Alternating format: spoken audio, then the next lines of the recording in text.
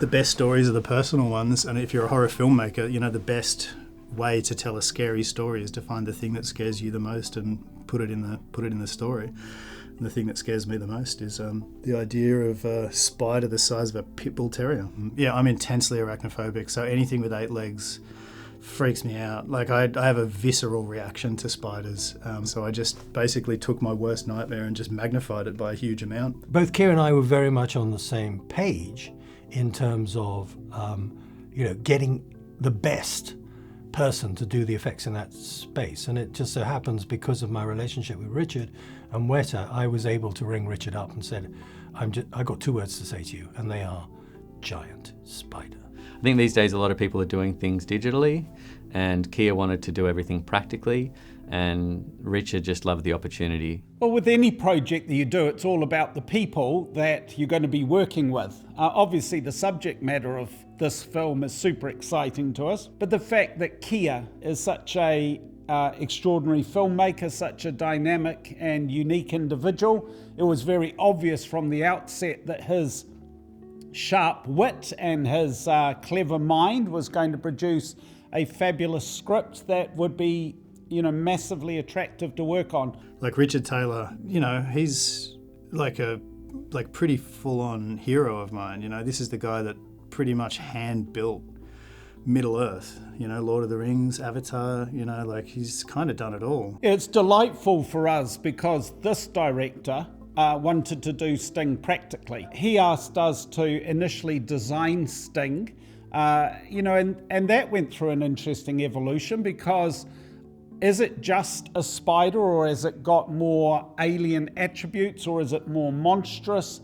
But Kiah had a very strong vision of that. So one of the things I wanted to do was to take the design of Sting from a redback spider, which is like shiny black, with that cool red stripe down the back. It looks like a racing car or something. But also I was taking a lot of inspiration from the H.R. Giger designs for Alien, where it's this shiny, sort of almost metallic black look to it. So it looks like, the ultimate killing machine. In its simplest form, Sting is ultimately just a puppet. It is puppeteered by 3 or 4 people that are operating the legs and its general movement off poles that will ultimately be painted out digitally. That is tricky enough. You think about the challenge of just rubbing your tummy and patting your head, and then do that with 3 to 4 people over 8 legs, you start to get the realities of the level of training and practice and rehearsals required by a team of people to be able to move a spider believably. Just because I'm a big fan of puppetry, I grew up worshipping Jim Henson, and I just think that there's something so beautiful about the practical element of it. And she's an amazing puppet. She has this hydraulic system that creates that kind of elastic recoil nature of the spider jumping, which is super uncanny and weird. But I'm finding it, for the most part, really fascinating. I'm finding it really fascinating watching the puppetry and how much work goes into this and how much movement.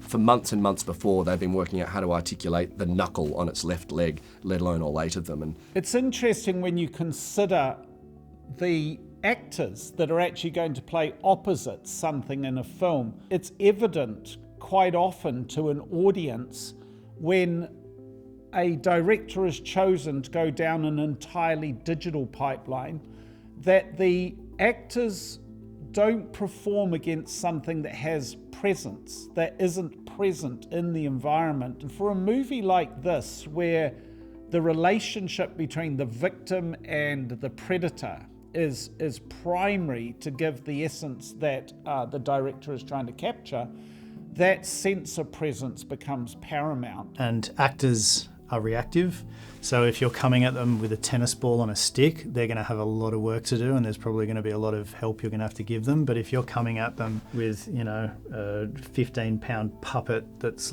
shrieking at them and spitting everywhere, they just react to that. And he really over-delivered.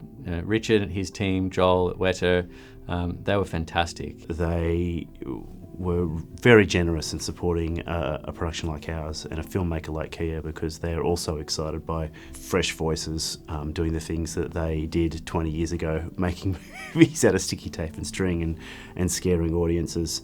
And, their input into the character of Sting was priceless. They designed Sting from the ground up, designed Sting to do everything that Kiah wanted Sting to do. We just firmly believed that this movie would be scarier and better and cooler if it had actual puppets and actual practical effects most of the way through. People have a kind of, it's in their DNA, it's a natural primal fear of spiders. You know, that's how strong arachnophobia is. So if you want to make a film to scare the living daylights out of somebody, spiders seem to be a very good place to go.